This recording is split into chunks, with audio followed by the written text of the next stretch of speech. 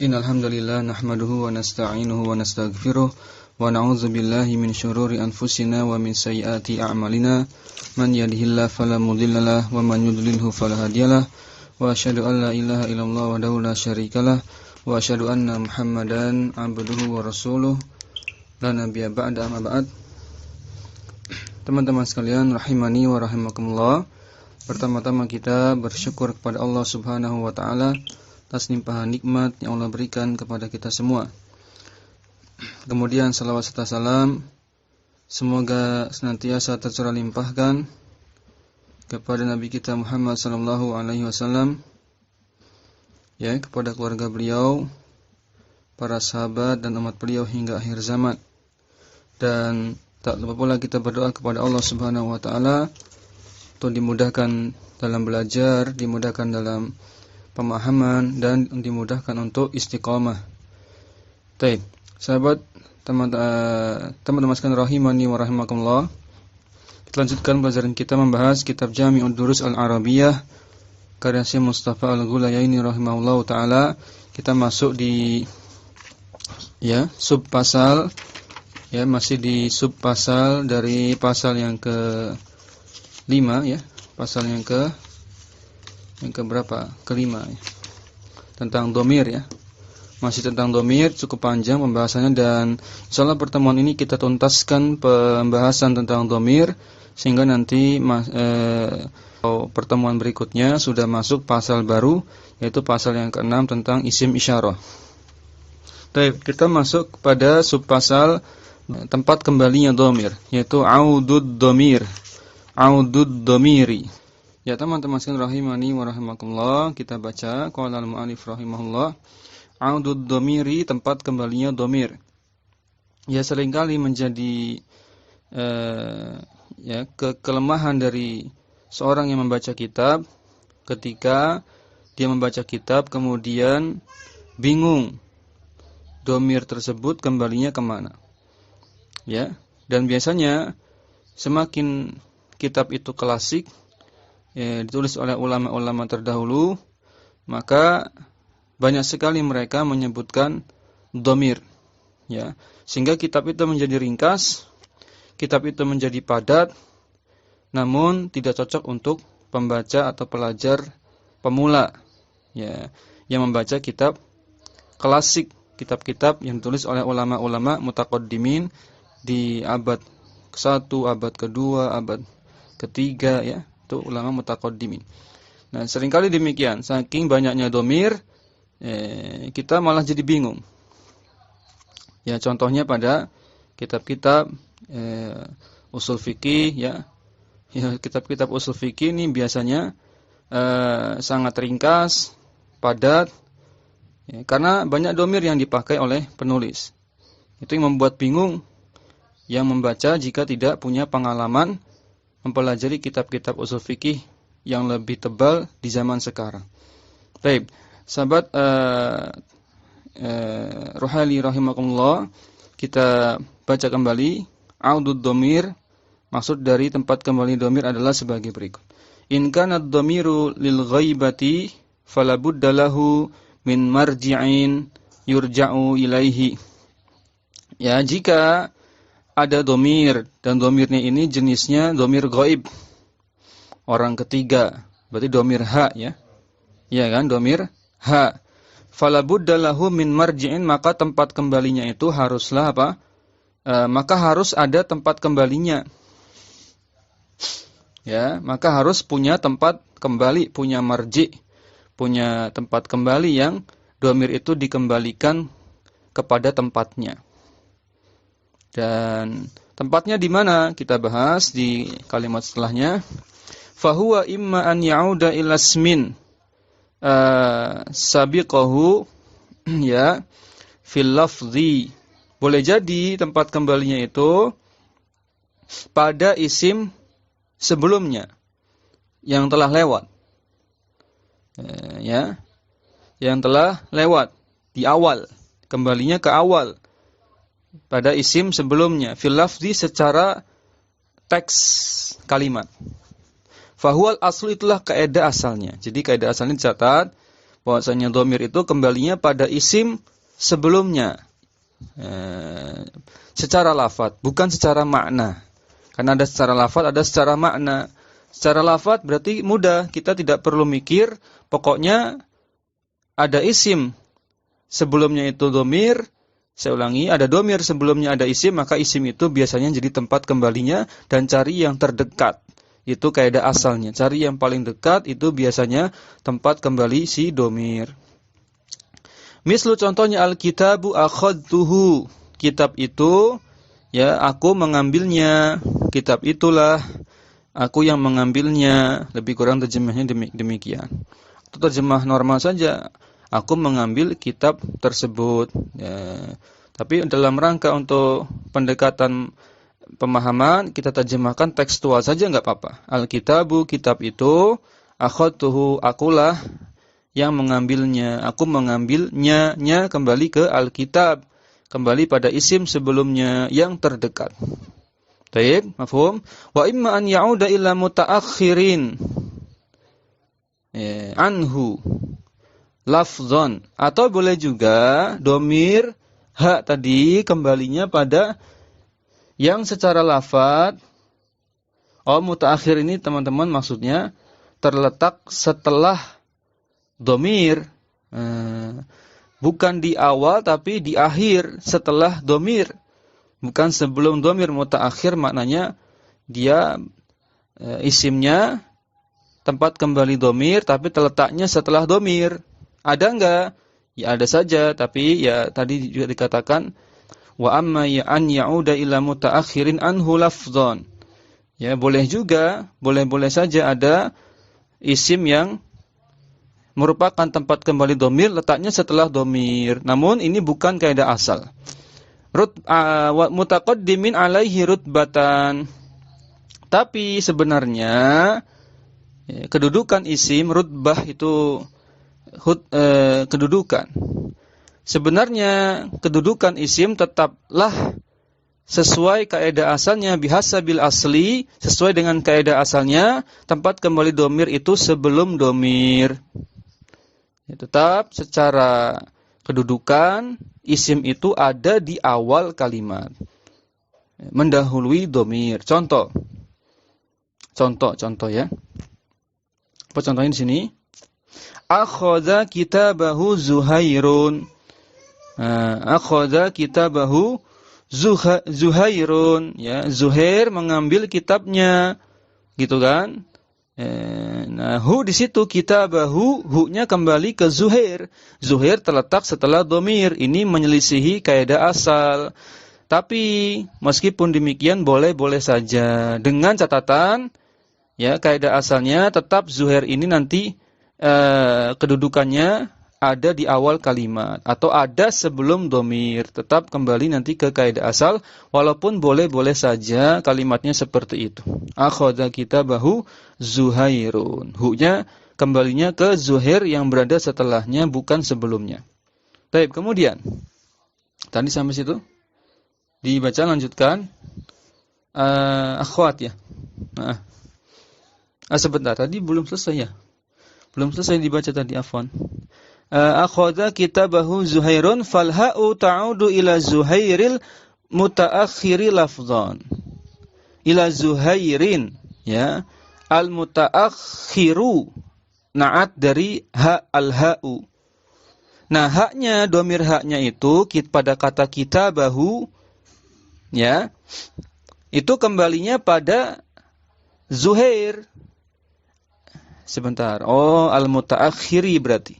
Yang az-Zuhair ini terletak di akhir secara lafaz, secara teks pada kalimat, bukan secara makna. Baik. Al-mutaakhiri na'at dari Zuhair, ya. Wa huwa fi niyyatit taqdimi bi'tibari rutbatihi li'annahu fa'ilun.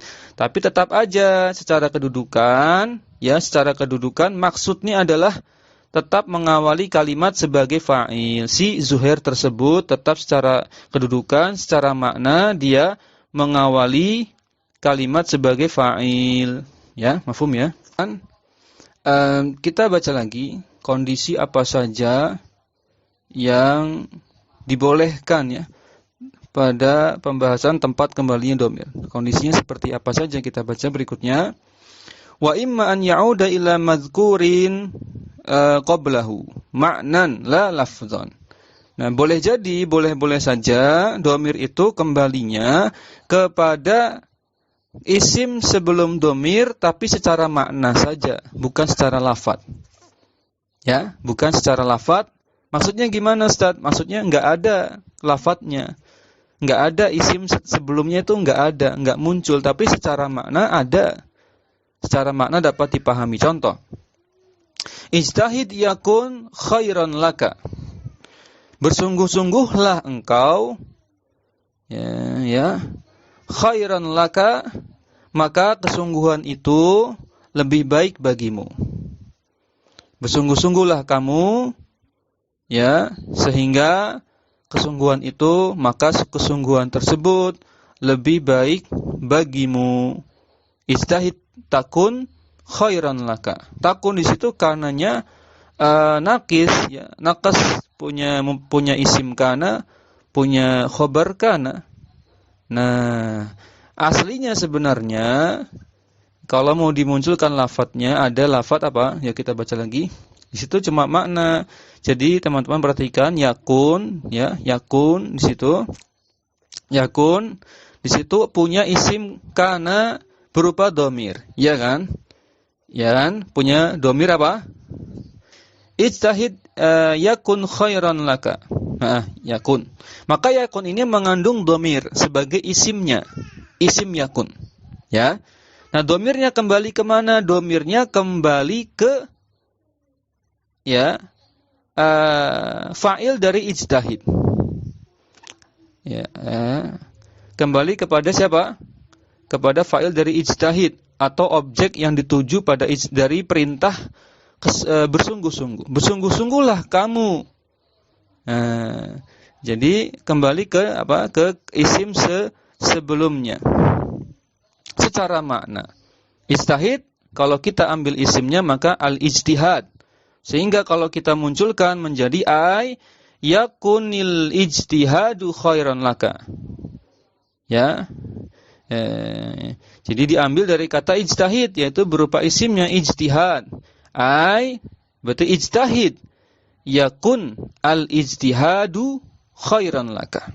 Bersungguh-sungguhlah kamu, niscaya kesungguhan itu, ya kan? Yakun al-ijtihadu khairan laka. Lebih baik bagimu. Kesungguhan itu lebih baik bagimu. Yakun di sini majzum karena masuk konteks kalimat syarat jawab syarat.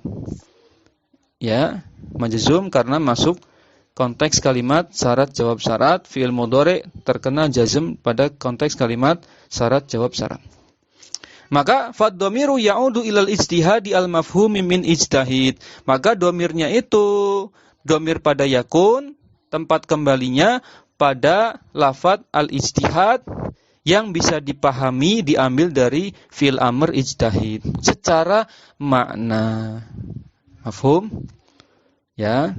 Wa imma an ya'uda ila ghairi mazkurin. Ada juga boleh jadi keadaan domir itu tempat kembalinya ila ghairi mazkurin, enggak disebutkan sama sekali, enggak ada indikator tempat kembalinya. La lafdzun wala ma'nan.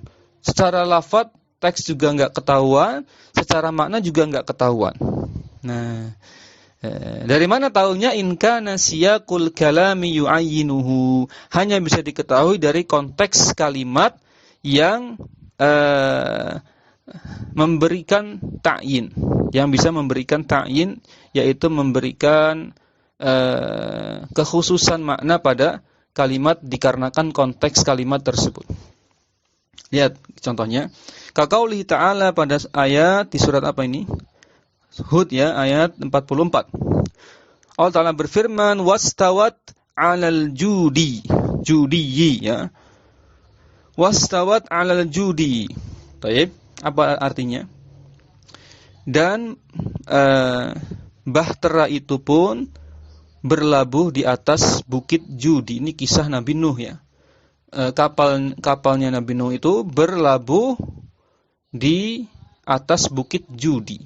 Wah, saking tingginya itu wabah bukan wabah, bencana banjir ya, air bah saking besarnya mendaratnya, berlabuhnya di atas bukit ya, saking besarnya banjir ketika itu. Baik, maka di sini perhatikan dalam contoh tersebut, kita baca lagi. Mana tadi? Fad-dhamiru ya'udu ila safinati Nuhin. Nah, secara lafadz enggak ketahuan wastawat di situ dhamir hiya, ya kan? Dhamir hiyanya kembali kemana? Coba dicek ayat sebelumnya juga enggak ketemu. Anda sudah cek di ayat 43, 42 dan seterusnya ke bawah, enggak ketemu. Dari mana taunya? Dari konteks kalimat. Secara makna juga enggak tahu. Kalau kita enggak paham ini konteksnya sedang bahas apa, bahas siapa, asbabun nuzulnya apa. Oh, ternyata ini kisah tentang bahtera atau kapalnya Nabi Nuh. Berarti wastawat di situ dhamir hiyanya kembali ke safinatun Nuhin yang tidak ada maknanya di situ dan tidak ada indikator lafadz. Kalau indikator makna harusnya harusnya gimana? Kalau indikator lafadz dalam teks harus ada lafadz. Dan kita lihat enggak ada. Secara makna wastawat ala judi. Ya, sesuatu itu berlabuh di atas bukit. Nah, sesuatu kita enggak tahu. Kalau bukan karena kita paham ini konteksnya tentang Nabi Nuh, ya, maka kita enggak tahu maknanya ini adalah kapalnya Nabi Nuh, safinatun Nuhin. Al-ma'lumati yang sudah dimaklumkan, sudah diketahui minal maqami dari konteks kalimat pada ayat tersebut. Mafhum? Iya. Mafhum ya? Ya, sering kalau ayat Quran sering begitu. Kalau kita enggak tahu asbabun nuzulnya, seringkali kita bingung ini fa'ilnya membahas siapa, membahas apa, ya. Maka tidak bisa dipukul rata. Misalkan membahas tentang apa contohnya? Tentang azab, ya, azab neraka. Ya, azab neraka. Sebuah kaum diazab dengan azab neraka. Ya, dan abadi di dalamnya. Nah, misalkan di dalam ayat Quran disebutkan azab bagi mereka adalah neraka jahanam khalidina fiha. Misalkan begitu. Kira-kira siapa? Di teks enggak disebutkan, di ayat sebelumnya juga enggak disebutkan. Tahu dari mana? Dari konteks kalimat. Kalau kita belajar akidah, kita paham hukuman terberat neraka jahanam dan dikekalkan di dalamnya itu bagi siapa? Orang-orang musyrik. Mafhum? Caranya dengan konteks kalimat. Lanjut kita lihat syair. Kaqauli syairi sebagaimana dalam perkataan penyair, idama ghadibna ghadbatan mudriyatan. Mudribatan harusnya ya. Sebentar. Enggak ya, mudriyatan ya. Ghadibna ghadbatan mudriyatan. Ini berarti maf'ul mutlaq linau'ihi ya, jenisnya maf'ul mutlaq yang menjelaskan sifat atau sifat atau jenis dari maf'ul mutlaqnya. Taib, hatakna hijab syamsi au qatarat dama. Terjemahnya lebih kurang sebagai berikut. Tadi apa? Idza ma ghadibna, apabila kami benar-benar marah, ghadbatan kan maf'ul mutlaq ya, penegasan. Jika kami benar-benar marah, mudriyatan dengan kemarahan yang memuncak, berkepanjangan, dengan kemarahan yang pada puncaknya, mudriyatan yang berkepanjangan, maka hatakna hijab syamsi, maka sebagai balasannya kami hancurkan, kami robek, kami koyak hijab syamsi, tirai-tirai penutup matahari itu. Au qatarat daman. Nah, di sini qatarat daman, domirnya hiya, fa'ilnya domirnya hiya kan? Dan tidak ada tempat kembali. Lihat, cari secara lafadz enggak ketemu. Secara makna juga enggak ketahuan. Oh, ternyata secara konteks kalimat ini lagi bahas qatarat, kan maknanya meneteskan darah. Dan nampaknya ini peristiwa orang yang marah, kemudian dia menantang langit dengan mengucapkan, aku akan hancurkan koyak tirai-tirai penutup matahari. Kemudian karena dikoyak itu hancurlah matahari, kemudian ya dengan pedang, ya tentunya mengoyak itu dengan pedang, ya sehingga pedang itu meneteskan darah. Nah, berarti qatarat ini domirnya hiya-nya kembali ke makna pedang. Ya, makna pedang. Apa pedang? Ini sudah ada di kalimat di bawahnya. Kita baca lagi. Afad-domiru fi qatarat, pada qatarat itu meneteskan darah. Apa yang meneteskan darah? Ya'udu ila suyufi, kembali ke konteks kalimat suyuf, yaitu pedang-pedang. Jamak taksir dihukumi mu'anas. Maka qatarat tepat dia domirnya hiya, kembalinya ke konteks kalimat as-suyuf, karena sesuatu yang bisa mengoyak matahari, untuk mengoyak itu namanya pedang. Untuk mencabik-cabik ya pakai pedang. Apalagi sehingga meneteskan darah. Oh, dengan mempelajari konteksnya, oh kita tahu itu domir itu adalah pedang maknanya. Allati yadullu 'alaiha siyaqul kalami, yang menunjukkan pada sesuai dengan konteks kalimat. Baik. Teman-teman sekalian rahimani wa rahimakumullah, kita bahas penutup dari tempat kembalinya domir. Nanti sebelum masuk ke subpasal yang terakhir, nanti domir fasal, ya. Kita selesaikan, insyaallah ini mudah. Wad-dhamiru ya'udu ila, ini kaidah. Wad-dhamiru ya'udu ila aqrabi madhkurin fil kalami. Dhamir itu tempat kembalinya pada kata yang terdekat penyebutannya dalam kalimat. Ya, pada isim, ya, terdekat sebelumnya berarti. Terdekat sebelumnya pada kalimat, sebelum domir tersebut. Taib, itu kaidah asal. Jadi kalau kita bingung cari domir ini kembalinya kemana, cari yang paling dekat, itu hukum asalnya. Ya, ma lam yakunil aqrabu mudhafan ilaihi. Ya, ma lam yakunil aqrabu mudhafan ilaihi. Selama yang terdekat itu, selama isim yang terdekat sebelum domir tersebut bukanlah mudhaf ilaih. Jadi kecualikan mudhaf ilaih yang terdekat. Jadi kalau ada domir yang terdekat ternyata isimnya jadi mudhaf ilaih, maka hukum asalnya bukan, ya, bukan tempat kembali domir. Ya, fa ya'udu ila al-mudhafi, tapi tempat kembalinya ke mudhafnya, bukan ke mudhaf ilaihnya. Ya. Nah, tapi ada juga yang dibolehkan, ya. Wa qad ya'udu, qad bertemu fil mudhari', ya'udu maknanya litaqlil, terkadang. Terkadang qad ya'udu ilal mudhafi ilaihi, bisa saja domir itu kembalinya ke isim yang terdekat sebelumnya berupa mudhaf ilaihi. In kana hunaka ma yu'ayyinuhu, jika ada indikator yang mendukungnya, sebagaimana firman Allah Ta'ala, kama salil himari yahmilu asfara. Ya, seperti keledai yang membawa kitab-kitab yang tebal. Baik. Ya, perhatikan domirnya yang mana yang maksudkan pada yahmilu. Ya kan? Kita baca lagi, mana tadi? Enggak dibahas ya? Oh, enggak dibahas oleh Syekh. Jadi domir yang di situ pada yahmilu, domir huwa kan? Sebagai fa'ilnya domir huwa. Kembalinya kemana? Yang terdekat adalah al-himar dengan masal dengan asfar. Semuanya dekat.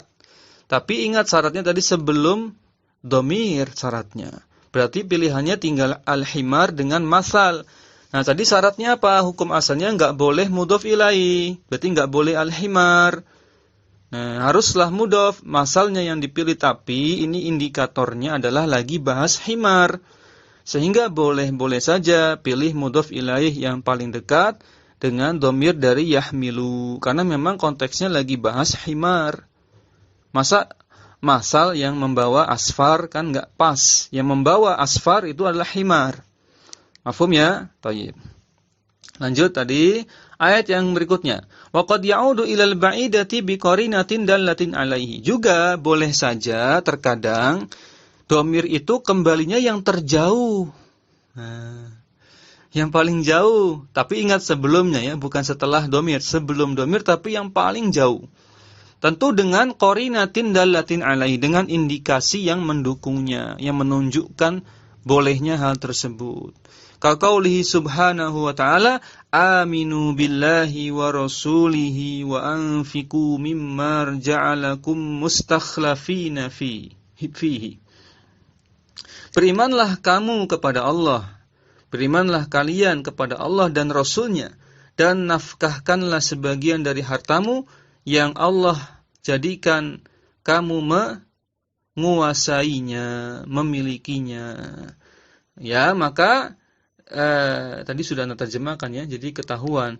Anfiqu mimma ja'ala, kata Syekh, ja'ala di situ kembalinya fa'ilnya berupa dhamir huwa, kembali kemana?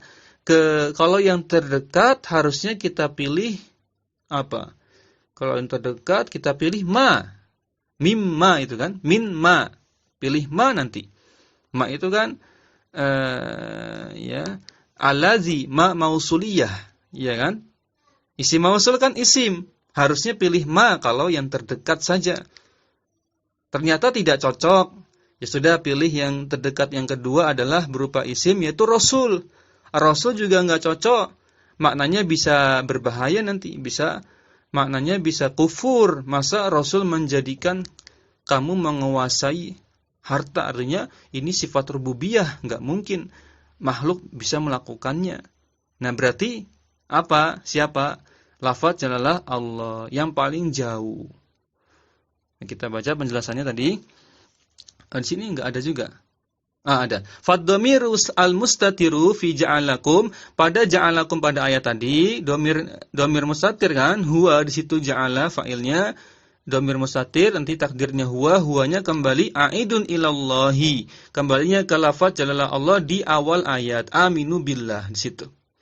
La ilar rasuli, bukan pada rasul yang terdekat. Kalau itu isim yang mu'rab ya. Kalau pilihannya yang mu'rab kan tinggal pilih antara lafaz jalala Allah dengan rasul. Rasul terdekat tapi enggak cocok secara makna, indikasinya lebih cocok lafaz jalala Allah. Mafhum? Taib. Teman-teman sekalian rahimani wa rahimakumullah. Ya, kita bahas menarik tentang dhamir fasl yang sering muncul dalam kalimat ya, dan dalam ayat-ayat Quran, dalam hadis juga. Ya, dhamir fasl sering muncul. Contohnya misalkan dalam hadis, ad-du'a'u huwal ibadatu. Ad-du'a'u huwal ibadatu, maka ad-du'a'unya mubtada marfu dengan dhammah, khabarnya adalah ad-du'a'u huwal ibadatu, al-ibadatu khabarnya ya marfu dengan dhammah. Lalu huwanya ini apa? Ini dhamir fasl. I'rabnya seperti apa? Nanti kita baca. Ya, kita baca. Qala mu'allif rahimahullah, dhamirul fasli, dhamir fasl secara bahasa al-faslu ya memisah ya, memisahkan. Qad yatawassatu bainal mubtada'i wal khabari, yaitu memisahkan antara mubtada dan khabar, menghubungkan antara mubtada dengan khabar. Itu kondisi asalnya. Walaupun nanti tidak harus pada mubtada dan khabar. Boleh pada misalkan antara fa'il atau antara dua maf'ul bih. Nah, itu juga bisa. Nanti kita lihat contohnya ya. Baik. Ada juga bisa memisahkan antara tadi dua maf'ul bih yang hakikatnya tetap mubtada khabar. Pada zonna, pada pembahasan zonna. Juga bisa memisahkan antara isim kana dengan khabar kana, yang hakikatnya juga mubtada khabar. Ya. Asalnya, kondisi asalnya pada mubtada khobar. Taib. Maka kita baca qad yatawassatu bainal mubtada'i wal khabari aw ma asluhu mubtada'un wa khabarun. Ya, memperantarai antara mubtada dan khabar atau memperantarai antara mubtada dan khabar antara dua kata yang aslinya mubtada khabar. Tadi ya, pada misalkan isim kana dengan khabar kana, antara isim zonna dengan khabar zonna, antara isim inna dengan khabar inna. Ya. Taib.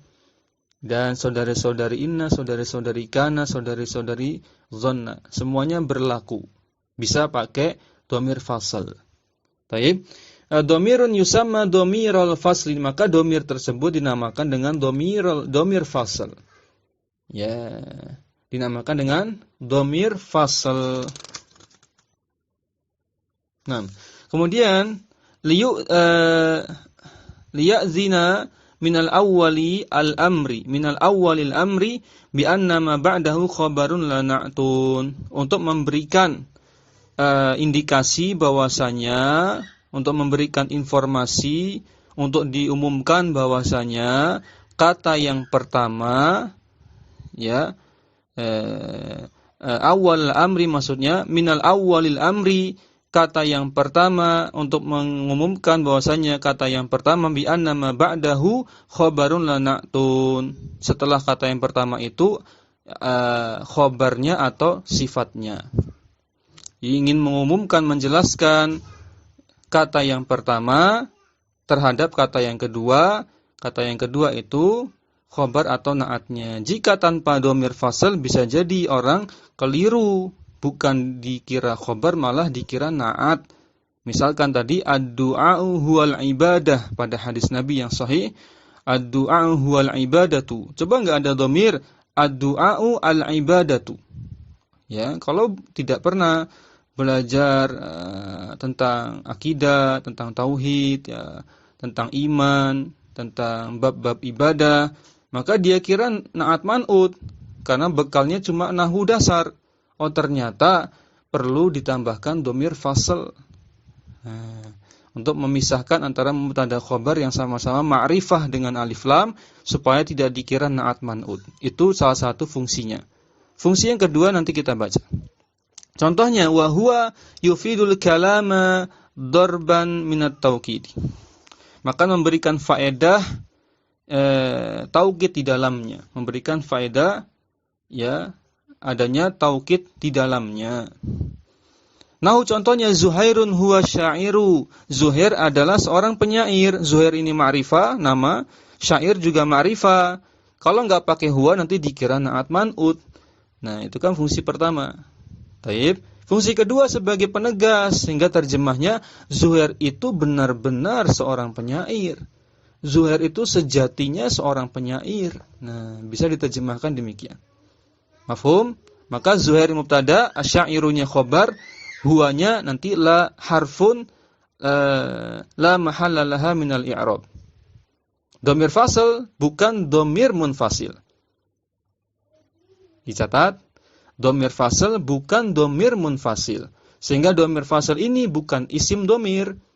Dia dikatakan nanti huruf la mahalla laha minal i'rab, tidak ada i'rabnya. Baik, nanti kita bahas di paragraf yang berikutnya. Contoh yang kedua. Ini pada kalimat yang ada zonna. Ingat pelajaran di Ajurumiyah, ada ya pembahasan zonna, setelah bahas kana, inna, terus zonna pada pembahasan nasakh ya, nawasikh. Alat-alat yang bisa menasakh, menghapus hukum mubtada khobar, khobar mubtada yang semula marfu, khobar marfu, kemasukan kana, inna, zonna menjadi berubah-ubah hukumnya. Ada yang dihapus marfu'nya jadi nasab, ada yang dihapus marfu'nya khobar jadi nasab, marfu'nya mubtada jadi nasab, ada yang tetap dan seterusnya. Ini namanya disebut nawasikh, menasakh, menghapus i'rab atau hukum dari mubtada khobar yang semula sama-sama marfu berubah-ubah karena kemasukan kana, inna dengan zona. Ketiganya disebut nawasikh, penghapus. Taib. Kemudian kita baca zonantu abdallahi huwal katiba. Nah, ini menarik, ini jarang ya. Jarang terjadi dhamir fasal berada di antara dua kata yang mansub. Ini jarang sebenarnya. Membuktikan bahwasanya dhamir fasal itu enggak punya i'rab. Dia hanya sebagai pemisah saja untuk memisahkan dua isim yang sama-sama ma'rifah, yang kedua untuk memberikan taukid.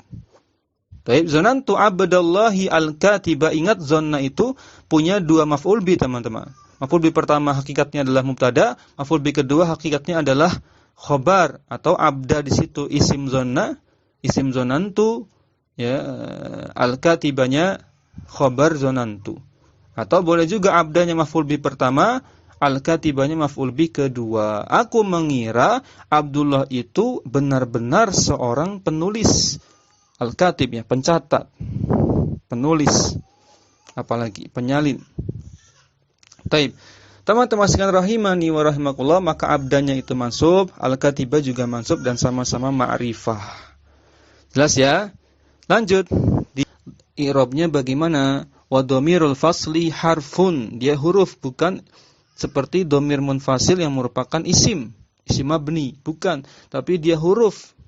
Kan dhamir fasal itu hakikatnya sebenarnya bukan dhamir seperti dhamir munfasil, dhamir muttasil, bukan. Hakikatnya dia bentuknya saja yang mirip, mengikuti bentuknya saja, tapi fungsi, peran dan i'rabnya itu bukan sebagai dhamir, bukan sebagai kata ganti, tapi untuk taukid, untuk pemisah antara dua isim yang sama-sama ma'rifah. Itu menurut pendapat, lihat, harfun la mahalla lahu minal i'rab, dia huruf dan tidak ada kedudukan i'rab baginya. Alal asahi, menurut pendapat yang paling sah, yang paling baik, yang paling bagus, yang paling tepat, yang paling kuat. Min aqwalin nuhati, dari berbagai pendapat ulama nahwu. Menurut penulisnya, menurut Syekh Mustafa. Wa suratuhu kasuratid dhamairi al-munfasilan. Jadi ilatnya kenapa disebut dhamir walaupun sebenarnya bukan dhamir, karena bentuknya memang seperti bentuk dhamir munfasil. Huwa, hiya, ya, nanti ada di ayat tadi ada anta, ya. Boleh enggak mesti dhamir ha, ya. Bisa anta, bisa ana juga bisa. Nanti kita lihat ada ana, pakai ana. Baik ya. Itulah alasannya kenapa disebut dhamir. Wa huwa yatasarrafu tasarru fuha bihasabi ma huwa lahu illa annahu laisa iyyaha. Jadi yang menjadi peran atau inti dari dhamir fasal yang membedakan dengan dhamir munfasil, yaitu secara saya ulangi, wa huwa yatasarrafu tasarrufuha bihasabi ma huwa lahu. Ciri yang kedua yang menjadi kesamaan dengan dhamir munfasil adalah sama-sama bisa ditasrif sebagaimana kita ketahui. Bihasabi ma huwa lahu, sebagaimana realitanya sama-sama bisa ditasrif persis seperti dhamir munfasil. Huwa huma hum hiya huma hunna anta antuma antum anti antuma antunna ana nahnu. Illa di situ in plus la. In la, jika tidak seperti itu, jika tidak ada kesamaan ciri seperti itu, annahu laisa iyyaha, maka dhamir tersebut bukan dhamir fasal. Dhamir tersebut bukanlah dhamir fasal yang seperti dhamir munfasil. Summa inna dukhulahu bainal mubtada'i wal khabari al-mansukhaini. Kemudian dhamir fasal itu bisa masuk pada mubtada dan khabar al-mansukhaini bi kana wa dhanna wa inna, yang sudah kemasukan kana, dhanna, inna, yang sudah dinasakh, sudah diubah i'rabnya. Semula mubtada itu pasti marfu, khabar pasti marfu. Gara-gara kemasukan kana, dhanna, inna, i'rabnya berubah-ubah. Mubtada kadang jadi nasab, khabarnya nasab, bahkan dua-duanya nasab, mansub, ya. Ini namanya nasakh, mansukh, dihapus i'rab, hukum i'rabnya. Nah, justru itu dhamir fasal juga bisa masuk pada kalimat yang ada kana, dhanna dan inna, enggak masalah. Bahkan wa akhwatihinna, saudari-saudarinya kana, saudari-saudarinya ina, saudari-saudarinya dhanna juga enggak masalah. Ya, dhamir fasal bisa masuk pada kalimat-kalimat seperti ini. Dan perlu kita ketahui tambahan faedah di sini bahwa mubtada khobar itu masuk marfu'at ya. Ya, masuk isim-isim marfu'. Dan mubtada khobar itu ya, dia pengaruhnya terhadap faktor eksternal itu lebih lemah. Ya, mudah kemasukan nawasih, mudah kemasukan amil lafzi. Sehingga mudah berubah-ubah i'rabnya. Karena memang ya mubtada khabar ini isim marfu yang dikatakan ya dia lemah ya, pertahanan dirinya dari pengaruh i'rab, dari pengaruh amil sehingga i'rabnya bisa berubah-ubah. Berbeda dengan fa'il ya, berbeda dengan fa'il, itulah kenapa fa'il di semua kitab nahwu ya selalu ditempatkan di nomor pertama pada isim marfu'at. Pasti fa'il, kemudian naibul fa'il ya kan, kemudian baru mubtada khobar, baru isim kana, kemudian khobar inna ya. Alasannya karena fa'il dia pertahanannya paling kuat terhadap faktor apapun. Dia enggak bisa kemasukan kana, fa'il enggak bisa kemasukan dhanna, fa'il enggak bisa kemasukan inna, sehingga tetap marfu, senantiasa marfu selama-lamanya. Itulah fa'il. Ya, karena dia paling kuat tingkat marfu'nya dan tidak mudah terpengaruh dengan amil apapun. Tetap marfu. Tapi kalau mubtada khabar ini rentan dia, rentan kemasukan nawasih, kemasukan penyusup, sehingga khabar bisa jadi mansub, bahkan khabar bisa jadi jumlah fi'liyah, jumlah ismiyah. Ya, itu sekilas saja mengenai i'lalun nahwi, alasan-alasan dalam ilmu nahwu. Kemudian tabi'un lidukhulihi bainahuma qabla naskhi. Nah, maka sama saja dia ikut masuk ke dalam kalimat pada yang ada kana, dhanna dan inna, sama sebelum dengan setelahnya. Mau sebelum ada nasakh ataupun setelah ada nasakh, ada kana, dhanna, inna, tetap ya dhamir ini, dhamir fasal ini apa? Menjadi huruf, fungsinya taukid, kemudian dia la mahalla laha minal i'rab. Wala ta'sirun lahu fima ba'dahu min haitsul i'rabu, dan tidak memberikan pengaruh apapun dalam i'rab dengan adanya kana, dhanna, inna.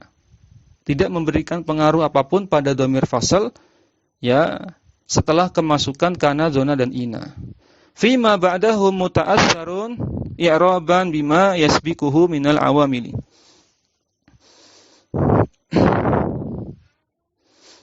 Yang terjadi pengaruh secara pada i'rab setelah kemasukan kana, dhanna dan inna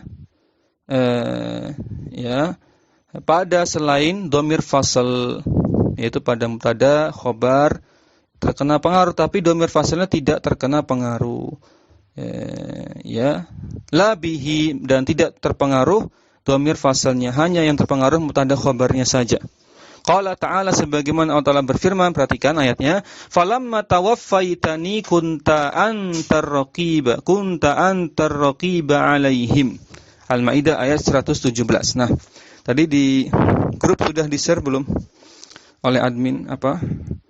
Ana titip i'rabul Quran ya. Ah, sudah di-share ya. I'rabul Quran itu sepertinya itu salah share, itu belum di-update. Coba Anda share ulang. Jadi ada i'rabul Quran yang ringkas ya, jumlah halamannya sama dengan jumlah halaman mushaf Quran. Saking ringkasnya jumlah halaman kitab tersebut, i'rabul Quran ini sama dengan jumlah halaman mushaf Madinah, acuannya mushaf Madinah, 600-an halaman. Saking ringkasnya. Anak minta tolong share admin untuk dibantu share. Teman-teman bisa cari i'rab dari ayat-ayat, karena di Jami'ud Durus nanti banyak sekali ayat yang dijadikan dalil. Ya, kita baca tadi falamma Allah berfirman dalam Al-Maidah 117, falamma tawaffaitani kunta antar raqiba alaihim. Nah, fokus pada anta. Terjemahnya apa terjemahnya? Terjemahnya di situ maka setelah engkau ya Allah wafatkan aku, maka setelah engkau ya Allah, Allah sini engkaunya, wafatkan aku, matikan aku, engkaulah ya Allah yang akan mengawasi mereka. Engkaulah yang menjadi raqib, pengawas bagi mereka. Ya, terlepas dari asbabun nuzulnya kita tidak bahas, maka fokus pada anta di situ. Nah, anta ini dhamir fasal. Dia menghubungkan antara isim kana, yaitu dhamir anta, dhamir ta di situ ada berarti dhamir baris ya. Kunta baris kan sudah kita pelajari ya. Dhamir baris berupa ta itu ta fa'il. Ar-raqibnya itu khobar kunta, khobar kana. Nah, bagaimana i'rabnya? Yuk kita buka i'rabul Quran. Al-Maidah 117. Allah tawaffaitani fi'lun wa fa'ilun maf'ulun bih, sudah mengandung fi'il, maf'il sekaligus maf'ul bih. Ya, sudah jelas ya. Kemudian jumlatu kunta, kana kunta di situ sudah mengandung kana fi'il plus fi'il naqis plus isimnya itu domir ya, domir di situ. Taib. Kemudian wa anta ini ada beberapa versi kalau kita lihat i'rabul Quran ya, ada yang mengatakan domir tetap domir munfasil fi mahalli raf'in sebagai taukid. Sebagai taukid dari apa? Bagi domir pada kunta. Dari isim kana itu domir pada kunta. Taukid untuk isim kana pada kunta. Sedangkan kemudian raqibnya itulah khobar dari kunta, khobar dari kana. Pendapat lain yaitu yang disebutkan oleh penulis Syekh Mustafa Al-Ghulayani bahwasanya anta di situ adalah dhamir fasal, la mahalla laha min al-i'rab, tidak punya kedudukan i'rab dan dihukumi sebagai huruf ya, sebagai huruf saja, dan fungsinya memisahkan dua isim ma'rifah yaitu isim kunta di situ yang ma'rifah karena dhamir. Kemudian khabar kunta yaitu ar-raqib yang ma'rifah karena alif lam, memisahkan fasal ya. Baik. Dan sekaligus memberikan taukid. In kana hadza huwal haqq. Maka di situ perhatikan huwanya dhamir fasal, hadzanya itu isim kana, ada di i'rabul Quran ini, Anda sudah cari. Al-haqqanya itu khabar kana, sehingga dibaca mansub. Nah, huwanya apa? Harfun ya la mahalla laha minal i'rab. Dia huruf sebagai taukid, penegas, pemisah antara hadza dengan al-haqqu. Ya, hadza ma'rifah, al-haqqu ma'rifah, al-haqqu ma'rifah, dan huwanya ini la mahalla laha minal i'rab. Berarti kalau dikiaskan maka anta tadi juga sama. Kunta antar raqiba alaihim, berarti kunta di situ sudah termasuk isim kana dan kananya. Kemudian ar-raqibanya khabar kana mansub kan? Antanya berarti apa? Dia harfun la mahalla laha minal i'rab, huruf tidak ada i'rabnya. Hanya buat penegas saja. Engkaulah yang benar-benar mengawasi mereka. Sama tadi, in kana hadza huwal haqq. Jika betul Al-Qur'an itu ini adalah Al-Qur'an, maka huwal haqq, dialah yang paling benar. Dialah benar-benar kebenaran, itu Al-Quran. Mafhum? Ayat yang terakhir. Allah Ta'ala berfirman dalam surat Al-Kahfi 39. Intaroni ana aqalla minka malan wa walada. Allah Ta'ala berfirman, terjemahnya, jika kamu anggap aku lebih lemah daripadamu dalam hal harta dan anak, anggap aku lebih sedikit daripadamu dalam harta dan anak-anak. Nah, di situ taroni ana. Coba berarti taroni ya. Taroni engkau melihat aku. Berarti kan ni di situ maf'ul bi. Ana ya. Ana di situ apa? Dia taukid harfun la mahalla laha minal i'rab. Maka menghubungkan antara maf'ul bih pertama yaitu domir mutakallim, domir mutasil, nasab ya, ya mutakallim di situ. Maf'ul bih keduanya aqalla. Kita bahas dulu yang Al-Kahfi 39, i'rabnya seperti apa. Allah Ta'ala berfirman, intarani ana aqalla minka malan wa walada. Ya intarani di situ di surat Al-Kahfi 39. Perhatikan. Innya adalah syartiyah. In syartiyah jazimah, dia menjazimkan kalau ada fi'il mudhari ya. Kena jazm ya langsung ya. Contohnya taro di situ terkena jazm ya. Hadful akhir kan? Aslinya kan yara ya, taro ya. Jazm jadi hadful akhir, bengkongnya hapus.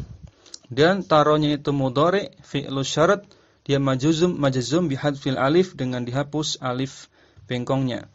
Kemudian nunnya lil wiqayah, nun wiqayah sudah kita bahas. Ya-nya barulah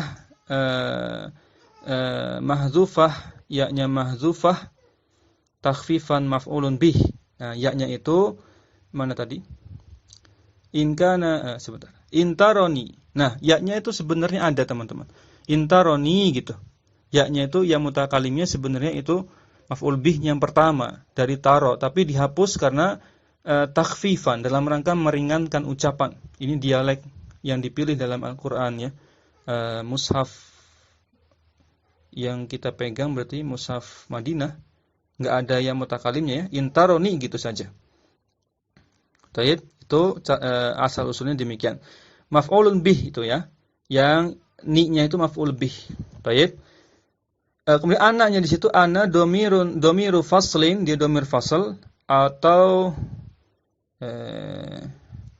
kalau di sini i'rabul Quran yang ini dia masih memberikan pilihan antara domir fasl atau domir munfasil yang sukun, i'rabnya fi mahalli nasbin untuk domir munfasilnya. Tapi kalau domir faslnya tentu la mahala laha minal i'rab sebagai taukid bagi maf'ul bih yang pertama tadi. Maf'ul bih yang dihapus tadi. Ya mutakalimnya. Baik. Sudah. Adapun aqalla, nah aqalla di situ maf'ulun bihi tsanin. Maf'ul bih yang kedua. Nah, benar sebagaimana tadi perkiraan ana, itu aqallanya maf'ul bih yang kedua. Adapun malan tamyiz. Nah, malan yang tamyiz waladannya atof ke malan. Jelas? Baik. Teman-teman sekalian rahimani wa rahimakumullah. Adapun ini penjelasannya gimana? Mau ana bacakan saja biar cepat selesai, biar tidak terlalu sore ya. Ana bacakan saja ya, ringkas insyaallah. Perhatikan penjelasan yang terakhir sebagai penutup. Wa dhamirul fasli harfun kama qadimna. Dhamirul fasl itu merupakan huruf sebagaimana yang telah kita bahas ya. Wa innama summiya dhamiran limusyabihatihi ad-dhamira fi suratihi. Maka disebut dhamir hanyalah karena mirip saja bentuknya dengan dhamir munfasil. Wa summiya dhamira faslin, disebut dengan faslnya itu, faslnya kenapa fasl? Karena li'annahu yu'ta bihi lil fasli, karena kehadirannya itu untuk memisahkan bainama huwa khabarun aw na'tun, yaitu antara memisahkan ya antara dua kemungkinan, yaitu khobar atau na'at. Kata yang kedua itu menjadi khobar atau na'at. Ya. Kalau enggak pakai huwa, enggak pakai dhamir fasl, maka jadi na'at man'ut.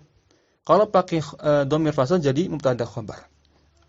Di annaka in qulta Zuhairun al-mujtahidu. Kalau enggak pakai dhamir mufassal, Zuhairun al-mujtahidu, jaza annaka turidul ikhbar. Maka boleh-boleh saja engkau menginginkan adanya kedudukan khobar pada al-mujtahid. Silahkan, boleh-boleh saja sebenarnya. Karena secara makna pun Zuhairun al-mujtahidu itu mubtada khobar secara makna.